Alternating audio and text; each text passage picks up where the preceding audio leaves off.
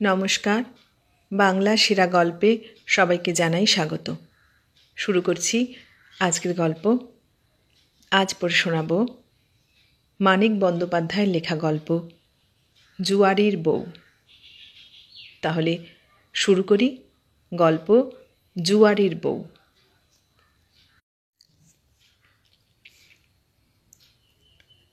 ধরিতে গেলে জুয়ার দিকে মাখনের ঝোঁক ছিল ছেলেবেলা হইতেই। তার অল্প বয়সের খেয়াল আর খেলাগুলির মধ্যে তার ভবিষ্যৎ জীবনের এমন জোরালো মানসিক বিকাশের সূচনা অবশ্য কেউ কল্পনা করিতে পারিত না। বাজি ধরে না কে, লটারির টিকিট কেনে না কে, মেলায় গেলে নম্বর লেখা টেবিলে 2-4টা পয়সা দিয়া ঘূর্ণমান চাকায় লেখা নম্বরের দিকে তীর ছোঁড়ে না কে। এসব তো খেলা, নিছক খেলা। তবে মাখনের একটু বাড়াবাড়ি ছিল। কথায় কথায় সকলের সঙ্গে বাজি ধরিত। লটারির টিকিট কেনার পয়সার জন্য বিরক্ত করিয়া করিয়া গুরুজনের মার খাইত। মেলায় গিয়া অন্য জিনিস কেনার পয়সা তীর ছুঁড়িবার খেলায় হারিয়া আসিত। এই তুচ্ছ ছেলে মানুষই পাগলামি যে একদিন একটা মারাত্মক নেশায় দাঁড়াইয়া যাইবে, এ কথা কারো মনে আসে নাই। প্রকৃত জুয়া আরম্ভ হয় ঘোর দৌড়ের মাঠে। মাখন তখন কলেজে গোটা 2 পরীক্ষা পাশ করিয়াছে। নলিনীর দাদা সুরেশ ছিল তার প্রাণের বন্ধু। একদিন সেই তাকে ঘোর দৌড়ের মাঠে নিয়ে গেল। আজ একটু রেস খেলি চ মাখন। রেস? আমার কাছে মোটে 10টা টাকা আছে। আবার কত চাই? লাগে তো আমি দেবক্ষণ, আয়। 7 টাকা জিতিয়া দুজনের সেদিন কি ফুর্তি। সাহেবী হোটেলে 7 গুণ দাম দিয়া চিংড়ি মাছের মাথা আর মুরগির ঠ্যাং গিলিয়া বায়োস্কোপ দেখিয়া সুরেশ বাড়ি গেল আর মাখন ফিরিল তার মেশে। তারপর আর 2-1বার রেস খেলিতে গিয়া কয়েকটি টাকা হারিয়াই সুরেশ যদি বা বিরক্ত হইয়া মাঠে যাওয়া একরকম বন্ধ করিয়া দিল, একটা দিন যাইতে না পারিলে মাখনের মন করিতে লাগিল কেমন কেমন। সুরেশের কাছে প্রায় সে টাকা ধার করিতে লাগিল। আর একটা পরীক্ষা কোনো রকমে পাশ করিবার পর একদিন হিসাব করিয়া দেখা গেল সুরেশের কাছে মাখন অনেক টাকা ধার করেছে। বন্ধুকে টাকা ধার দিতে দিতে সুরেশের নামে পোস্ট অফিসে জমা টাকাগুলি প্রায় শেষ হইয়া আসিয়াছে। এবার বাড়ি গিয়ে তোর টাকা এনে দেব। ছেলেকে একেবারে এতগুলি টাকা দেওয়া মাখনের বাবার পক্ষে সহজ ব্যাপার ছিল না। তবু 3টা পরীক্ষা পাশ করা ছেলে চাকরির চেষ্টা করার আগে একজন বন্ধুর সঙ্গে ব্যবসা আরম্ভ করিয়া দেখিতে চায়। সুযোগ না পাইলে ভয়ানক কিছু করিয়া বসিবার মতো প্রচণ্ড আগ্রহের সঙ্গে দেখিতে চায়। টাকাটা তাকে না দিলেই বা চলে কেমন করিয়া। বন্ধুকে দেওয়ার জন্য টাকাগুলির সঙ্গে নিয়া মাখন কলিকাতায় পৌঁছিল শনিবার সকাল 10টার সময়। সমস্ত পথ সে ভাবিতে ভাবিতে আসিয়াছে, এতদিন অল্প টাকা নিয়া খেলার জন্য সে হারিয়াছে। বেশি টাকা নিয়া খেলিলে জিতিবার সম্ভাবনা বেশি। বন্ধুর সমস্ত ঋণ একেবারে শোধ করার কি দরকার আছে? আজ যদি কিছু বেশি টাকা টাইগার জাম্পের উপর ধরে, টাইগার জাম্প আজ নিশ্চয় জিতিবে। ঘোড়াটা ফেভারিট হইলেও 3 গুণ নিশ্চয় পাওয়া যাইবে। সুরেশকে দিয়া দেওয়ার আগে টাকাটা খাটাইয়া কিছু লাভ করিয়া নিলে দোষ কি আছে? সব টাকা নয়, অর্ধেক। হারুক বা জিতুক, অর্ধেক টাকা সে স্পর্শ করিবে না। ঋণ পরিশোধের জন্য থাকিবে। সন্ধ্যার আগে শেষ ঘোড়দৌড়ের শেষে খালি পকেটে মাখন এনক্লোজারের ভিতর হইতে বাহির হইয়া আসিল। পরদিন অনেক বেলায় সে ম্লান মুখে সুরেশদের বাড়ি গেল। দরজা খুলিয়া দিল নলিনী। আগে হাসি মুখে অভ্যর্থনা করিত, আজ কিন্তু মুখখানা তার বড়ই গম্ভীর দেখাইতে লাগিল। ছাতে চুল শুকোচ্ছিলাম, আপনাকে দেখে নেমে এলাম। নলিনীর হাসির অভাবটা পূরণ করার জন্য মাখন নিজেই একটু হাসিবার চেষ্টা করিয়া বলিল, বেশ করেছ। সুরেশ কই? দাদা আসছে। টাকা এনেছেন দাদার? মাখন থতমত খাইয়া বলিল, টাকা? ও টাকা, তুমি জানলে কি করে টাকার কথা? আমি কেন, সবাই জানে। বাবা রেগে আগুন হয়ে আছে। আনেননি তো? তা আনবেন কেন? গম্ভীর মুখ অন্ধকার করিয়া নলিনী ভিতরে চলিয়া গেল। সুরেশ আসিলে টাকার কথাটা উঠিল বড়ই খাপ ছাড়া ভাবে। মাখন বলিল, তোর টাকাটা আমি দিতে পারবো না সুরেশ। এক কাজ কর, ওই টাকাটা আমায় পণ দে, আমি নলিনীকে বিয়ে করব। কথা ছিল কথাটা গোপন থাকিবে, কিন্তু শেষ পর্যন্ত তা থাকিল না। বিনা পণে বন্ধুর বোনকে বিবাহ করার জন্য মনে মনে বাড়ির সকলেই একটু চটিয়াছিল। নলিনী তেমন রূপসীও নয়। কথাটার সমালোচনা হইত নানাভাবে, একটু কটুভাবেই। নলিনী যে কি করিয়া মাখনকে ভুলাইল ভাবিয়া সকলে অবাক হইয়া যাইত। আজকালকার মেয়ে, ফন্দিবাজ বাপের মেয়ে, ওদের পক্ষে সবই হয়তো সম্ভব। আচ্ছা, পয়সা করি যখন দিল না, গয়না কিছু বেশি দেওয়া কি উচিত ছিল না নলিনীর বাপের? শুনিতে শুনিতে একদিন রাগে নলিনী দিশেহারা হইয়া গেল। বড় গুরুজন কেউ মন্তব্য করিলে রাগে দিশেহারা হইয়াও হয়তো সে চুপ করিয়া থাকিত, কিন্তু সেদিন মন্তব্যটা করিয়াছিল ননদ বিধু।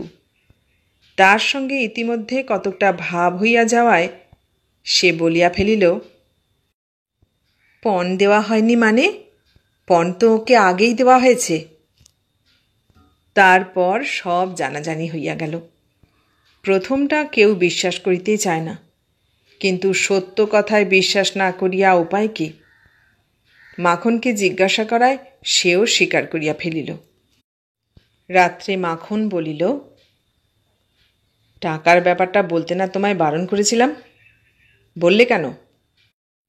নলিনী বলিল, ব্যবসার নাম করে দাদাকে দেবার জন্য টাকা নিয়ে গিয়েছিলে, আমায় বলনি কেন? আমার রাগ হয় না বুঝি?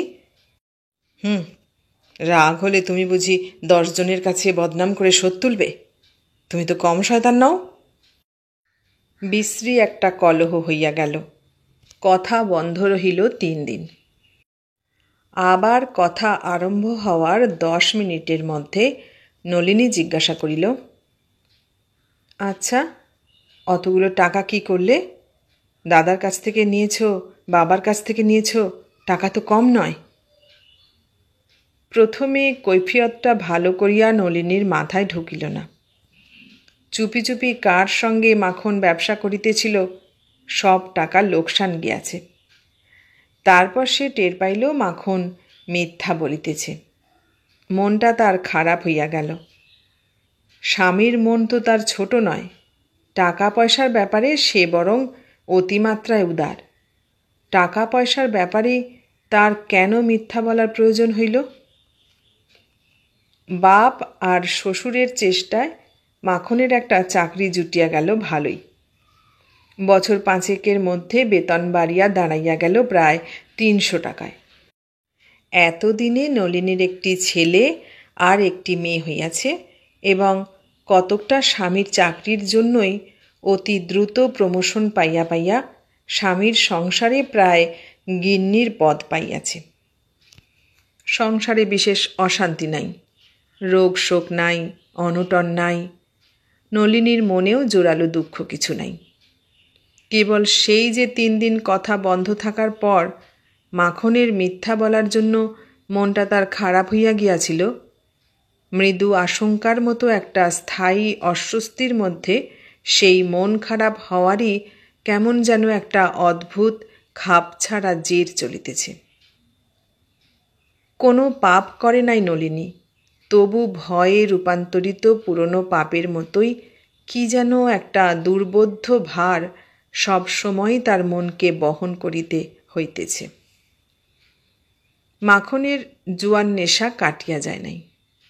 ভালোবাসার নেশার মতোই প্রথম বয়সের উদ্দাম ও শৃঙ্খলতা আর অসহ্য অধীরতার যুগটা পার হইয়া ধীর স্থির হিসাব করা নেশায় দাঁড়াইয়া গিয়াছে। পাকা প্রেমিকের অভ্যস্ত প্রেম করার মতো তার জুয়া খেলাটাও দাঁড়াইয়া গিয়াছে অনেকটা নিয়মিত। টাকা অবশ্য জমে না, অনেক স্বাদ অবশ্য মেটে না, মাঝে মাঝে বিশেষ প্রয়োজনের সময় টাকার জন্য অবশ্য সাময়িকভাবে রীতিমতো বিপদে পড়িতে হয়, তবু মোটামুটি সংসার চলিয়া যায়।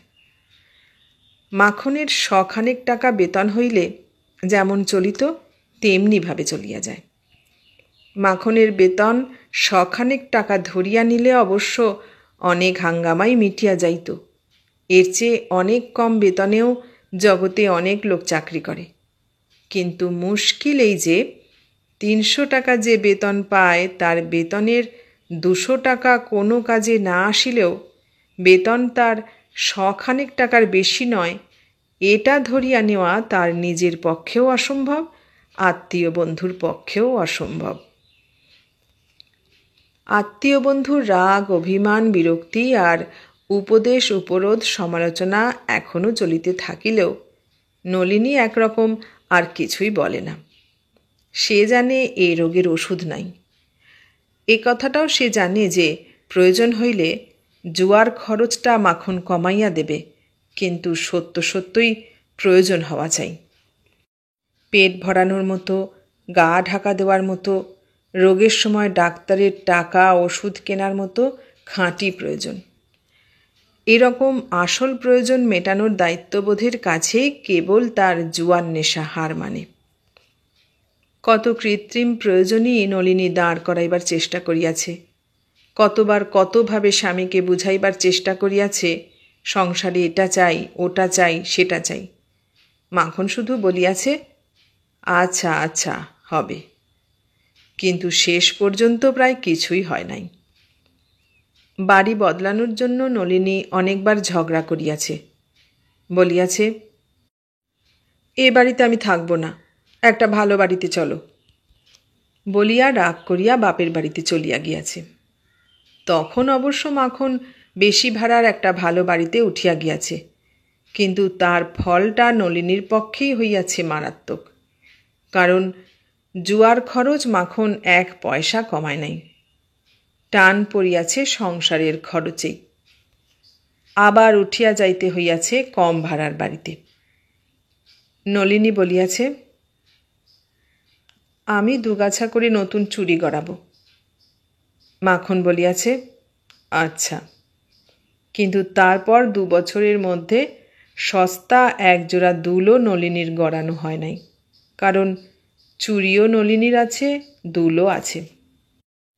কিন্তু নলিনী যেদিন বলিয়াছে, একটা লাইফ ইন্স্যুর পর্যন্ত করবে না তুমি, তার 1 মাসের মধ্যে মাখন 10,000 টাকার লাইফ ইন্স্যুরেন্স করিয়াছে এবং এখন পর্যন্ত নিয়মিত প্রিমিয়াম দিয়া আসিলেও বেশি ভাড়ার বাড়িতে উঠিয়া যাওয়ার ফলটা নলিনীকে ভোগ করিতে হয় নাই।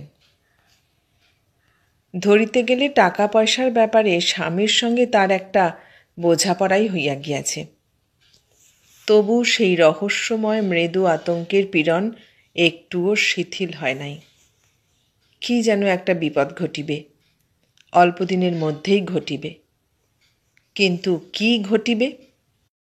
মাখন একদিন জুয়ায় সর্বস্ব হারিয়া সর্বনাশ করিবে, কিন্তু মাখনের সর্বস্ব তো তার 300 টাকার চাকরি, উপার্জনের টাকা জুয়ার নেশায় নষ্ট করার সম্বন্ধে সে যতই অবিবেচক হোক, চাকরি নষ্ট করার মানুষ সে নয়, সে বিশ্বাস নলিনীর আছে।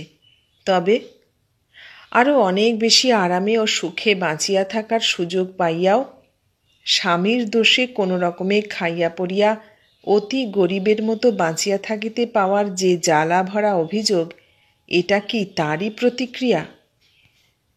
কিন্তু কোথায় জ্বালা ভরা অভিযোগ?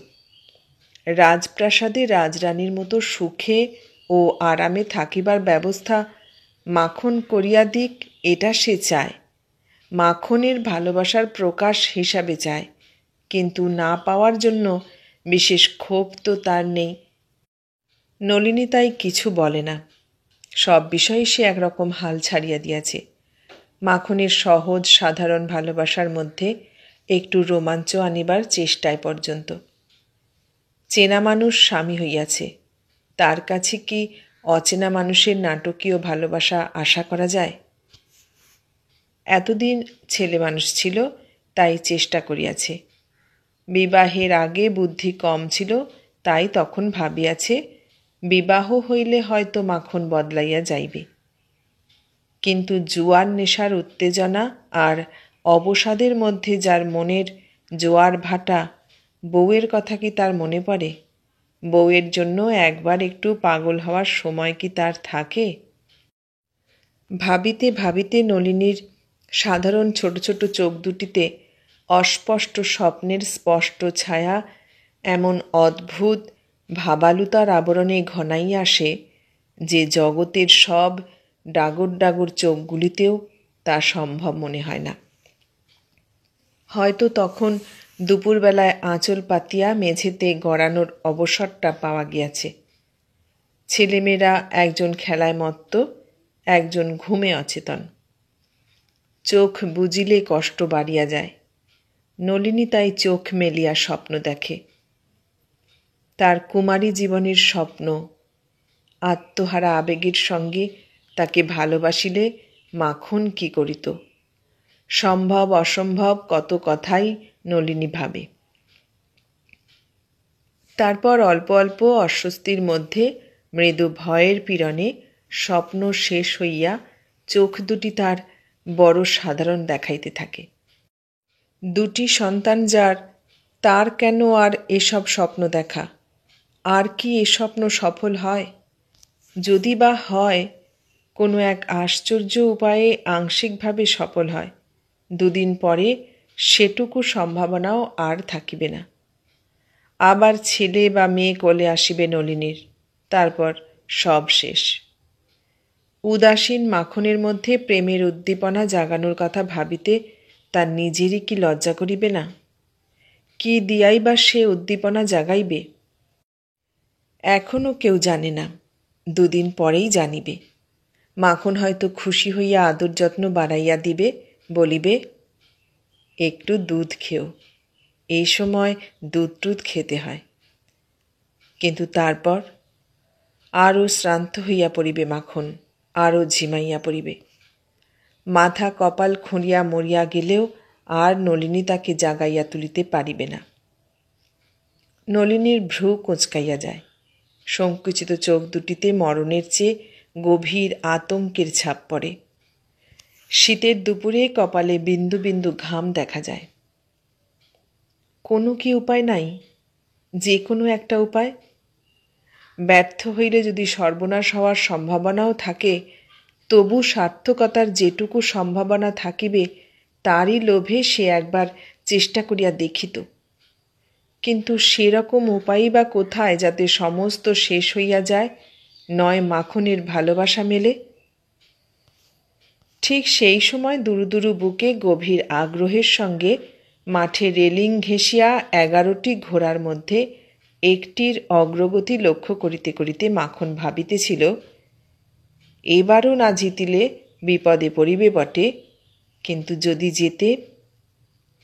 সন্ধ্যার পর ঘোড় দৌড়ের মাঠ হইতে বন্ধু অবনীর সঙ্গে শ্রান্ত ক্লান্ত মাখন ফিরিয়া আসে। সুরেশের মতো অবনী তার এখন অন্তরঙ্গ বন্ধু। মানুষটা সে একটু বেঁটে, রোগা, লাজুক আর ভীরু। কথার জবাবে পারিলে কথা বলার বদলে মৃদু একটু হাসিয়াই কাজ সারে। কখনো কেউ তাকে উত্তেজিত হইতে দেখিয়াছে কিনা সন্দেহ। ঘোড়া ছুটিবার সময় মাখন যখন আগ্রহে উত্তেজনায় বাঁ হাতের বুড়ো আঙুলটা কামড়াইতে থাকে, অবনী নির্বিকারভাবে বিড়ি টানিয়া যায়। জিতিলে মাখন হুররে বলিয়া একটা প্রচণ্ড চিৎকার করিয়া লাফাইয়া ওঠে, হারিলে ঝিমাইয়া পড়ে। অবনী জিতিলেও মৃদু একটু হাসে, হারিলেও হাসে। নলিনীর সাজ পোশাক দেখিয়া দুজনেই একটু অবাক হইয়া যায়। ফ্যাশন করিয়া শাড়ি পরিয়াছে, রঙিন ব্লাউজ গায়ে দিয়াছে, শুধু ঘষা মাজায় খুশি না হইয়া গালে বোধহয় একটু রঙের আর চোখে একটু কাজলের ছোঁয়াচ দিয়াছে। মাখন বলে, কোথায় যাবে?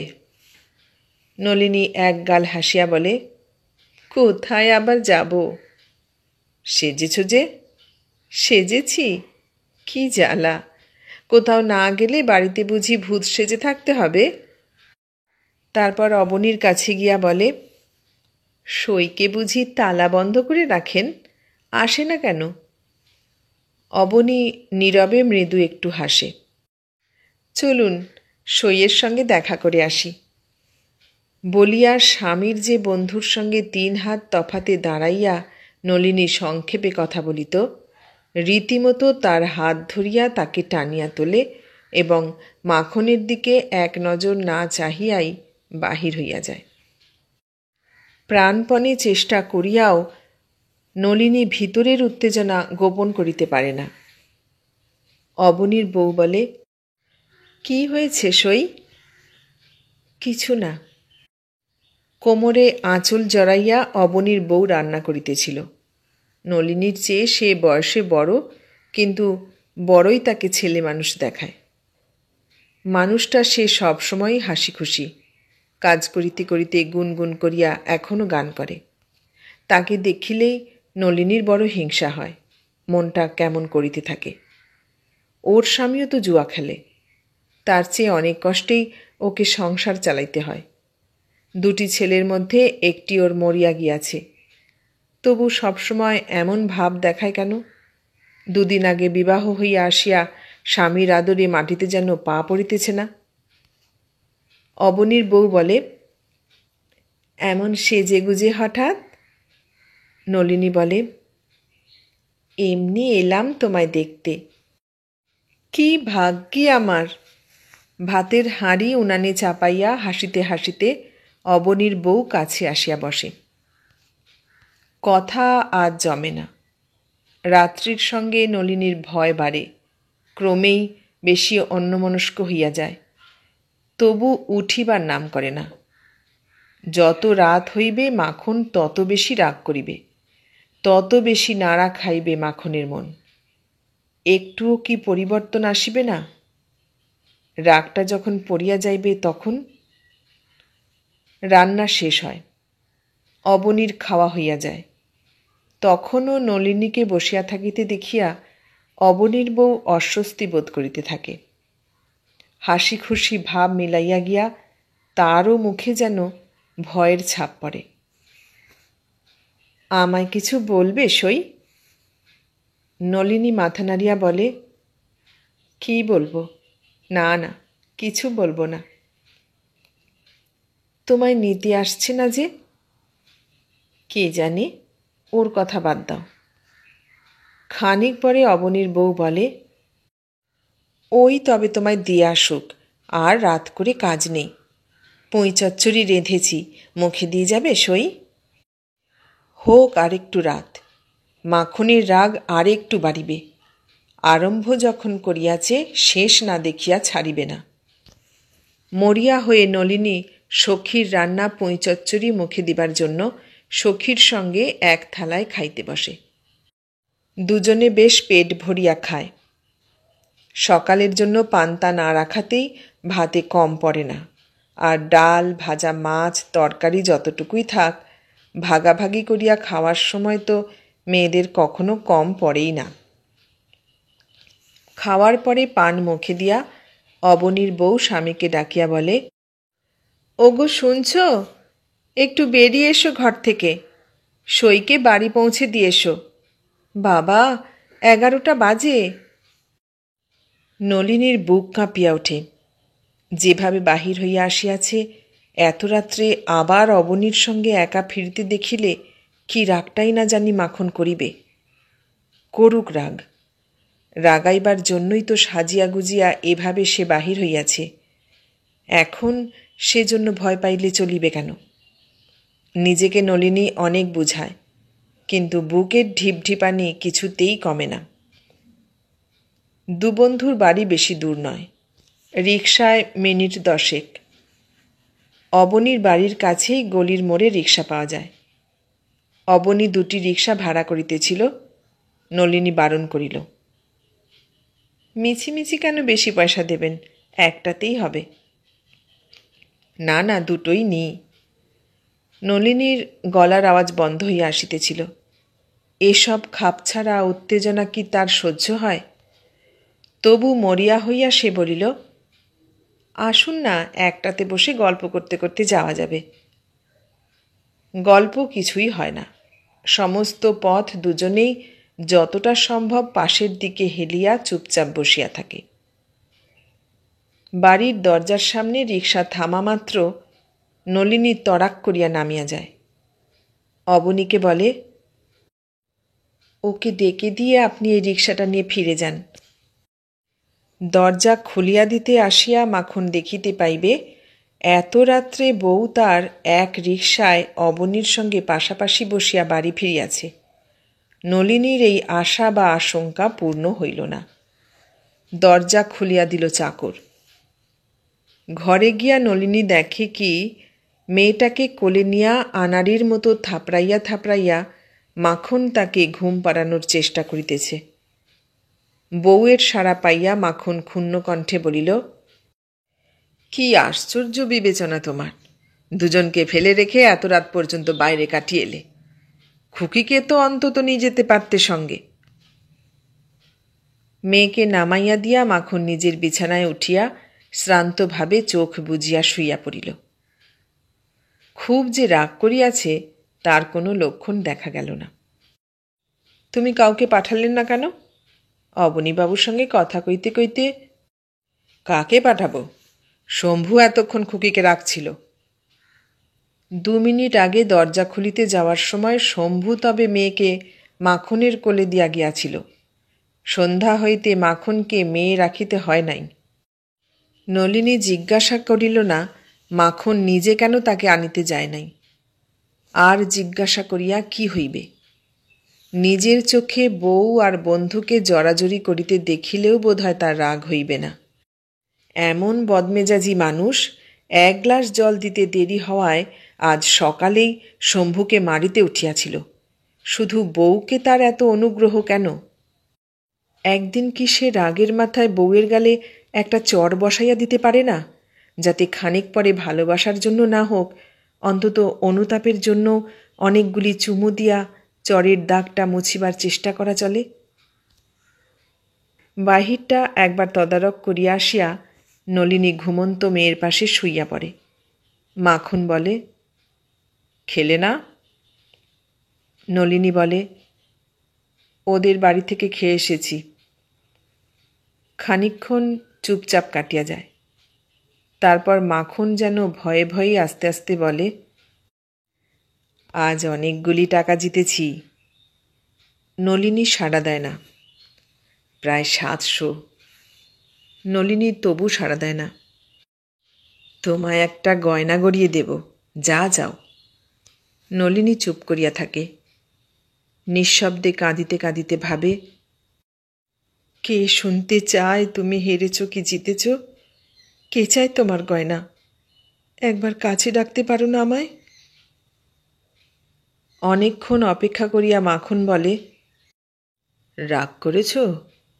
না না, ঘুমো, আর জ্বালাতন করব না।